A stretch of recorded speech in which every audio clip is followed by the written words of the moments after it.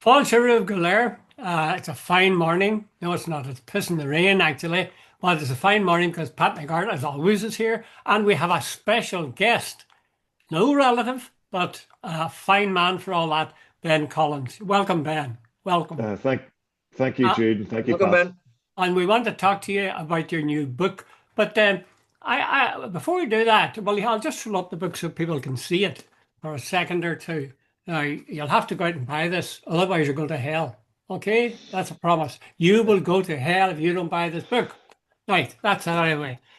Ben, you were reared a unionist in East Belfast. Can Yes. you take us through the state? Were there stages, or was there a great leap to you are now at the point where you are, if not a Republican, then certainly in favour of a united Ireland? No, it was very much a gradual process. I mean, I grew up, I always felt Irish in addition to being British. I guess I was absolutely determined that I wasn't going to be forced into United Ireland by violence or the threat of violence. So before the Good Friday Agreement, no matter how Irish I felt, I just couldn't feel I could contemplate United Ireland because there were people at the time who were seeking to try and force United Ireland through violence. And so for me, that I just couldn't agree with that. And the Mm. fact I did come very much from a unionist and British background, and knowing that people with my background were being targeted because of their background as well, just made it very difficult. But yeah, I always felt Irish as well as being British. But as time went on, I became more Irish, felt more Irish and less British. And a large factor for that, I guess, was going and living in Britain because I lived and worked in Yeah. Dundee, Edinburgh, Cardiff, and London. And I don't mean that I didn't have any bad experience Uh-huh. living in Britain, but it's just I was able to embrace my Irishness in a different way. It was a completely different framework. Being a student, Was it I things left. people said Yeah. to you, or was it just attitudes they took to you, or an assumption that you were Irish? Well, there was an assumption you were Irish, but also I was able to embrace my sense of Irishness. You know, I left Belfast in 1994 before the first IRA ceasefire to go off to Dundee. And even that period of time from leaving in September and coming back at Christmas after the first IRA ceasefire, the atmosphere in the centre of Belfast was transformative. But Mm-hmm. in that time, I was able to go away. You know, I went to school in East Belfast. Yes, I had friends at the school who were Catholic. They were a small minority, but it was going over to Dundee where I was able to meet my fellow countrymen from across the rest of Ireland that I hadn't really, played rugby against them. I ran against them in athletics, but I never wasn't able to really engage in a way because being a Presbyterian, growing up in East Belfast during the Troubles, it just wasn't an easy thing to do. It Yeah. wasn't any conscious decision. I was avoiding meeting other people. Always been interested in meeting new people and speaking to them, but was never going off to university, meeting people from all across Mm. Ireland and realizing we had a lot in common. And it was just different context. But yeah, people definitely thought of me as Irish, and that was Uh, fine. But it was also just that I realized this concept of Britishness, it doesn't, to my mind, it doesn't really exist. The concept that some people who have never left Northern Ireland have about what it is to be British is certainly not what people in Britain think of being British, if mm. that is still a thing. Can you But think of sorry, Ben, can you think of a yeah, key moment or encounter with somebody where that really was pushed into your consciousness? um, I guess I was briefly in from 2001 to 2003. I joined the Conservative Party after I left Northern Ireland, and I, jo- I joined in the hope and Well, bless you, expectation. know. Yeah, I joined. I've had over 20 years to repent. Um, I joined the Conservative Party in the hope and expectation that Ken Clarke would be leader Huh. because he was Yeah. pro-European, he was socially Mm. liberal, and I thought, well, if it's not him, it'll be Michael Portillo because he's on an interesting journey in being socially liberal. And instead, it was this guy, Ian Duncan Smith, that I'd never heard of, who became leader. So I spent 2 years feeling increasingly uncomfortable because it felt like at the time I left. I guess one of the key things was the Good Friday Agreement. For me, that was transformative, and I could look at things anew. But after I finished university, after I finished my undergraduate degree, I went to I went to Scotland, um, and I did. I went to Scotland. Sorry, after I'd done a master's of political communication, but at Ulster University. And during that, there was the Westminster election 2001, I wasn't a member of the Ex-Unionist Party, but I did strongly believe that the pro-agreement approach by David Trimble was right. I think he's one of the very few, to my thinking, one of the very few visionaries within unionism, because he realised he needed to do a deal with nationalism and with Sinn Féin particularly, and to secure the Good Friday Agreement. And he was absolutely right to do that. And all kudos to him for making that decision. You've moved beyond that now. You've moved to but I've moved beyond that. But I'm just saying that was back in 2001. So I worked for him. I volunteered for the campaign for a couple of weeks because I thought it was important at that time the UUP stayed ahead of the DUP. But after that was finished, I moved across to Scotland. I thought, right, I do want to get involved in the political party now.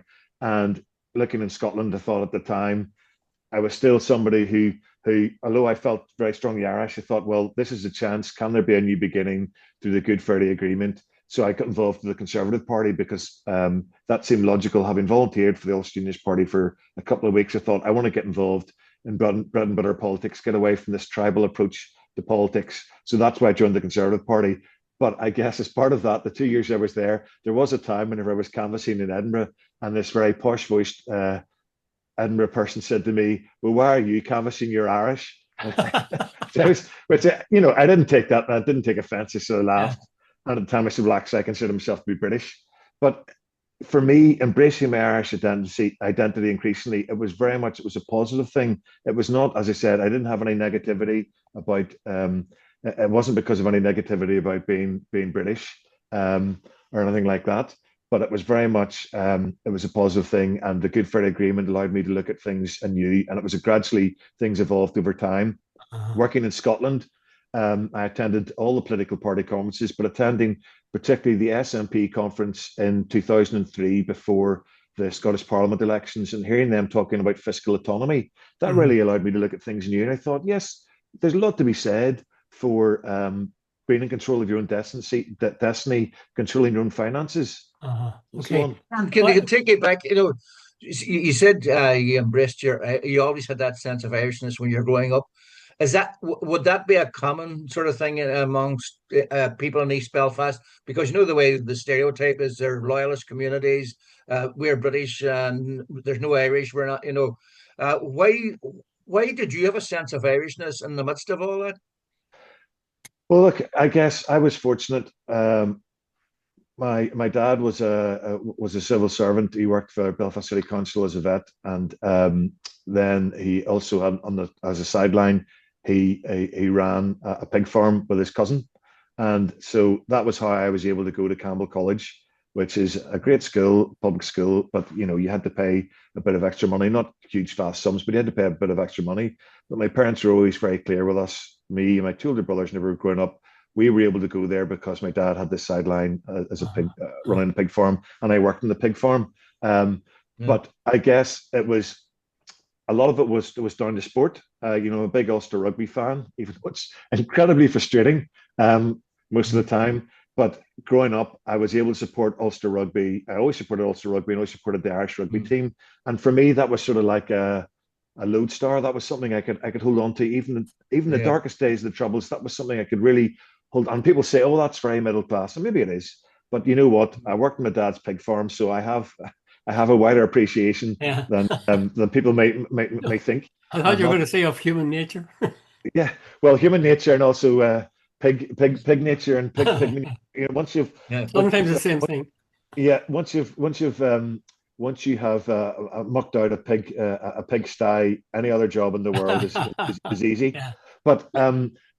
But yeah, so yeah, it was very much that. But I think it isn't holistic. There isn't a single approach within unionism and loyalism. Yeah. But I think increasingly we are now seeing people post Good Friday. You look at East Belfast GAA, increasing popularity of that. You look at Irish language classes and tourists and the Lord Newton Road. Yeah. That's extraordinary. Okay, but tell me this, Ben. Are there many people of your age or your generation who are unionists or started as unionists who have made the journey you've made? Yes, I have a lot of close friends who would. The issue is, it's not an issue, but the facts are that a lot of people like this have a similar view to me, but they won't publicly say it. Really? Because they think it might affect their career prospects. They're still worried about could there be some negative blowback from people from forever. But people say to me all the time, and that's part of the reason. It's not just that I'm a Thran Ulsterman and I'm determined to say what I think, but there are a lot of people increasingly and who have the same view. They look at Britain. They don't like what's happening with Nigel Farage. They didn't like Brexit. They're pro-European, but I do think there always was that sense of Irishness. That is important. I mean, I have, and the Good Friday Agreement helped with that. The beauty of the Good Friday Agreement was you could be Irish, British, European, or all three. Yeah. And it didn't matter as much because we were all part of the European Union. And But even are there not, sorry, Ben, to break in, are there not people who would consider you, to put it bluntly, a Lundy? Yes. Yeah, there would be, absolutely. And would they tell you that? Yes. But, I talk to people like Claire Mitchell, who wrote a great book, The Ghost Limb, and we joke about, being Lundies together. You've got to embrace these things. If that's, you've got to remember, Governor Lundy wanted to open the gates because he was worried that people were going to starve to death. So, you could argue his motivation was right. But look, I've spent decades, literally decades, thinking deeply about this, and I wondered myself, was this right? But I think, up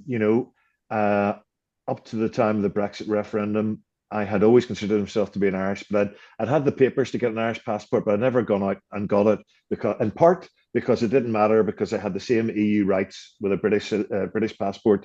But after Brexit, that was a dividing line for me. But yeah, people call me all kinds of things. But I've done this because I think it'll lead to better quality of life for everyone. Okay. That's the key thing. Just one final Ben, that's what I was going to ask you. Why have you chosen to speak out? Well, no, surely it would be the easier thing to keep your head below the parapet rather than sticking it over. And can I add the writer to that? Have you lost any friends as a result? Yeah, well, I mean, there are some people who have been more reluctant to meet up with me and stuff like that, I guess. I put my head above the parapet because I believe in this. I remember I had I had a cousin who was over from Philadelphia, and I was standing in Horatio Todd's, a pub in East Belfast, during the London Olympics of 2012. And I said to this guy, John, John, I've been thinking about writing a book about wanting a united Ireland that is diverse, that is pluralistic in outlook, post Good Friday Agreement, and where people from all religions and none can live together in prosperity in a united Ireland. And he said, "Oh yeah, you should definitely do that." And this guy actually is a writer. And I said to him, "Right, let's write this together." Now, ultimately, he said, look, he didn't feel he had enough experience and knowledge to write it. But that's where I started. So I started writing this book in 2012, even before the Scottish independence referendum. But things like the Scottish independence referendum, then Brexit, I could see that the world was changing, and it was increasingly talking to people from all different kinds of background who said, "Yep, they're in favour of this too." And I thought, well, I've got to put my thoughts out there. I could see things were changing. It was amazing. You look at the journey that we've all been on. I got a publishing deal in 2019 with Lewis Press, a Scottish publisher, for my first book, Irish Unity: Time to Prepare. But I didn't, which is there. Yeah.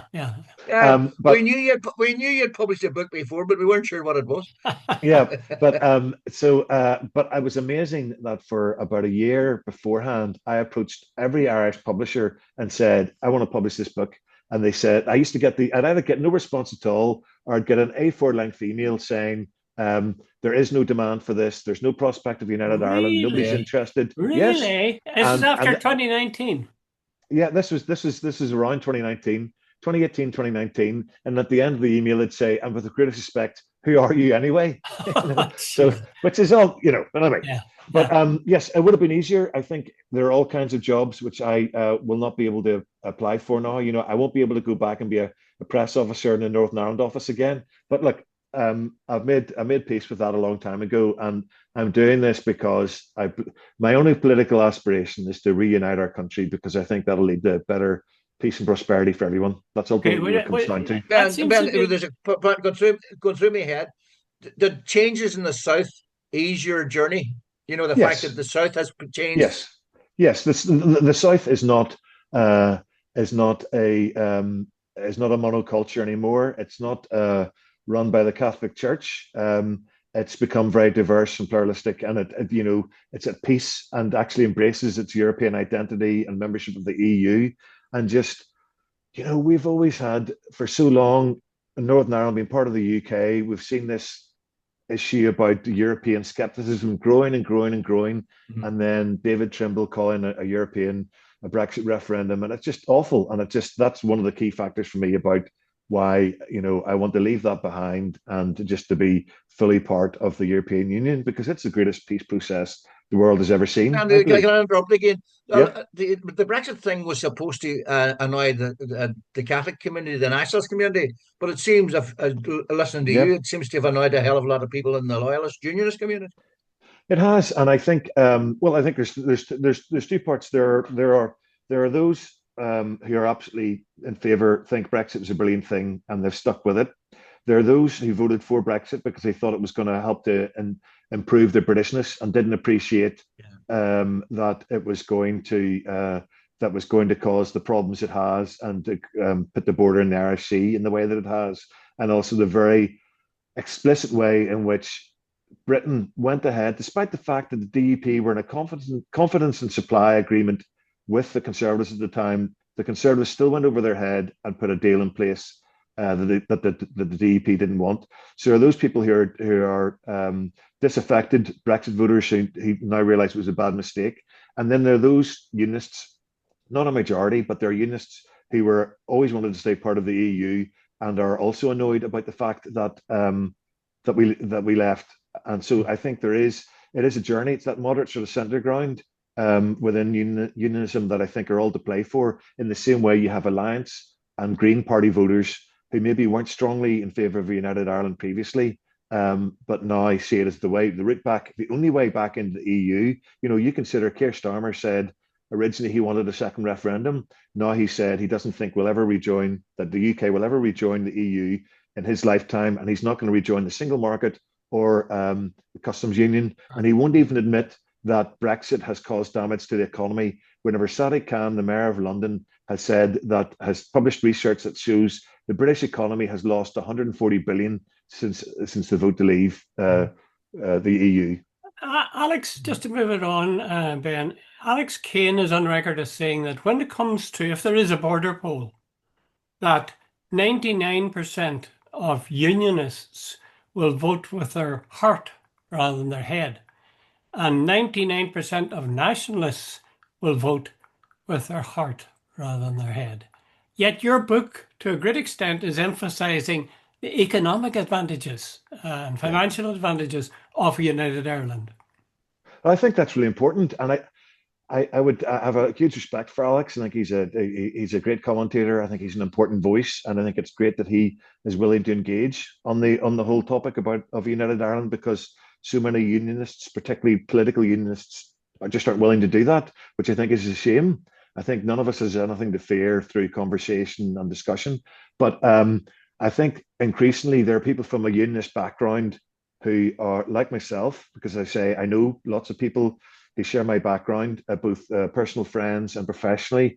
I work a lot in I was a regional director for RICS, the Royal Institution of Chartered Surveyors. So I work a lot with construction and residential property people, land surveyors, and a lot of people from a similar background to me.